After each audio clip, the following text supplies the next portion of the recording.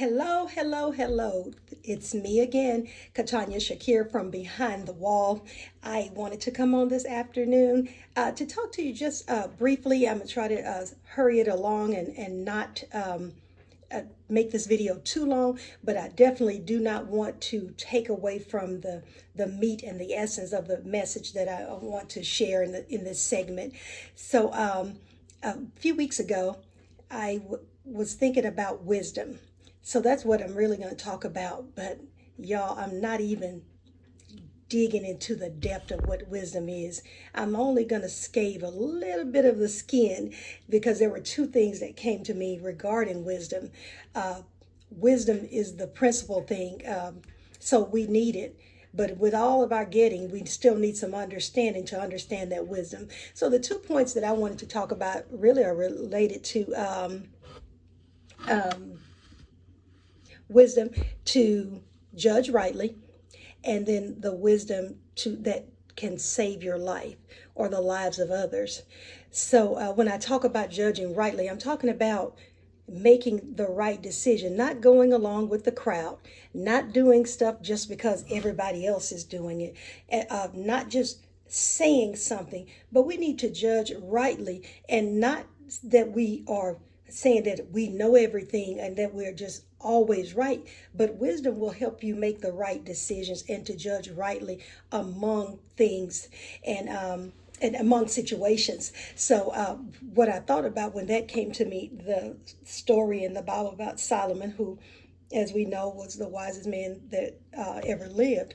And that's what he asked God for, because he wanted to be able to judge and lead God's people rightly in the right direction. So when we judge rightly, we're able to make the hard decisions, and we're able to discern between lies and things that and untruths, and then the truth.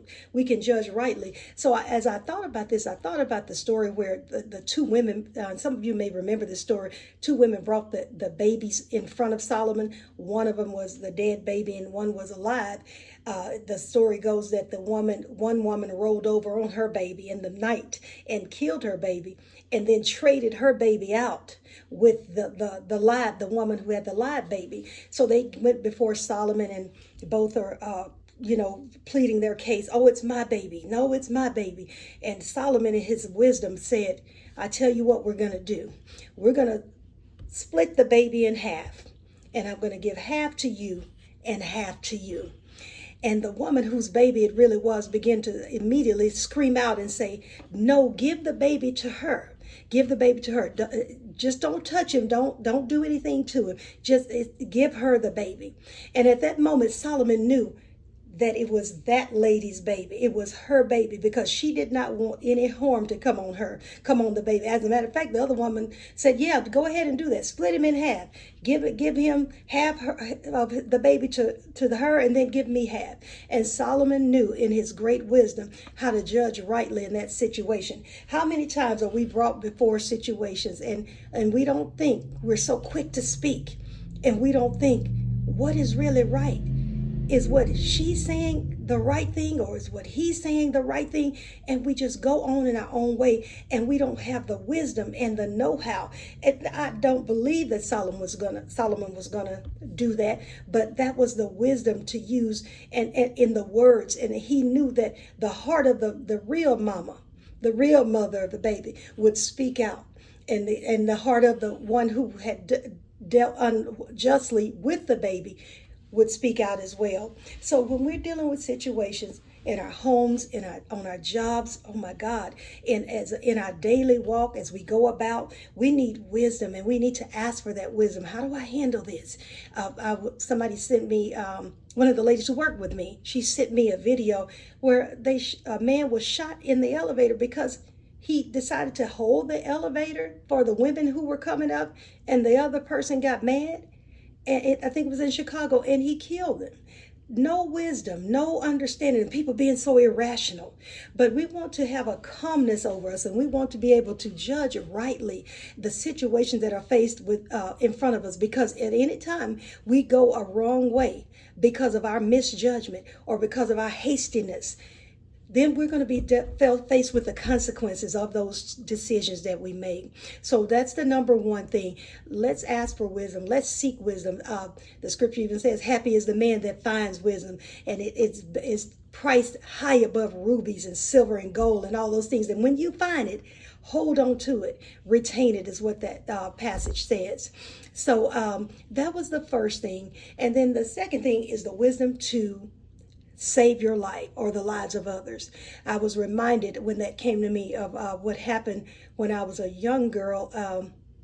I don't know, maybe preteens, 11, 12, I'm not sure. But nevertheless, my mom had this fear of caterpillars, those little big hairy worms, y'all. And one day she and I were driving to the quarters. She was actually driving. My dad called the city limits, y'all. Those who aren't from the deep south, y'all just say going uptown, going to the quarters. So mother was driving, and as she was driving, I looked down and I saw a caterpillar on her shoe. And for whatever reason, it just came to me to tell her, Mama, pull over in there. And we were right there, and those who from Mansfield, Valley Electric, so that's the electric company that serviced our area and some of the areas nearby there. So she listened to me. She pulled over. I told her to pull over there. Never told her what was going on. And she pulled over in there, and then I told her, I said, Mama, there's a worm on your shoe. And she got out. I can't even remember her reaction, but knowing my mother, if I know her and the fear that she had of caterpillars and those hairy worms, as she would say, she probably really was revved up. And God gave me that wisdom to have her just to pull over. And that's another thing. Let me digress.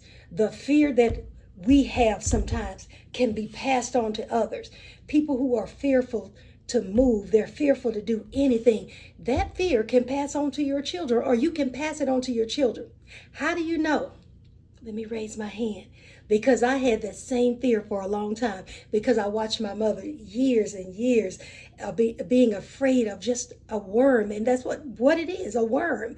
I think even the scripture refers to Satan as a worm or what have you in the earth. So that fear can pass on. So let's be mindful of that. But anyway, I just wanted to throw that in there because that is very important not to, and now that I've overcome it, it took some time though, because I grew up watching her.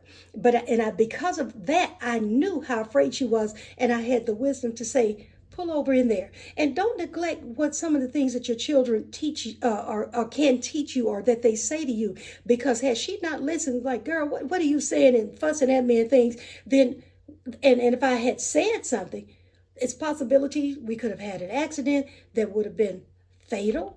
Or maybe just we could have gotten hurt, or maybe, just a scrape or whatever. But nevertheless, we don't want to take that for granted, that when our children tell us stuff. I have even stories that I could tell from my adult life where my daughter, my children said some things that really got me out of harm's way. So we want to be mindful of that. And like I said, wisdom to judge rightly, and wisdom that can save your life. And y'all, that is just really the surface. Wisdom goes so deep.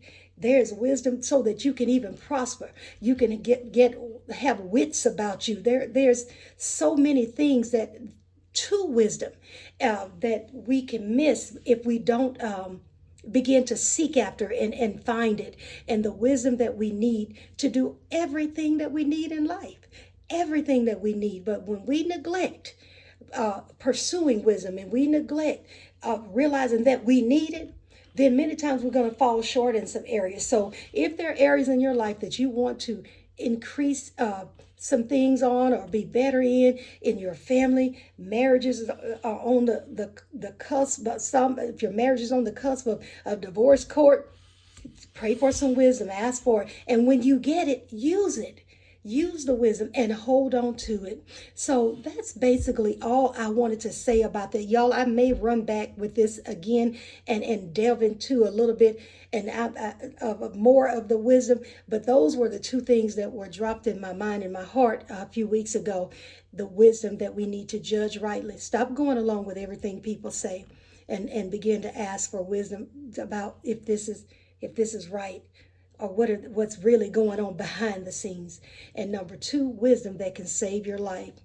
And the caveat to that, to add to it, is listen to your children, and not just push them aside, because there are some times when they may have something they can say or will say that will help you, and then take that fear out. That was just an added little bonus there, because I do remember having that fear as well as my mother, and it's not good. Fear has torment. You can be tormented over a small thing, and that's another segment, I'm sure, that will come forth. But go ahead and finish your day. Take care of yourself. Be good to yourself so that you can be good to others. This is Katanya Shakir with another segment from Behind the Wall. I love you guys.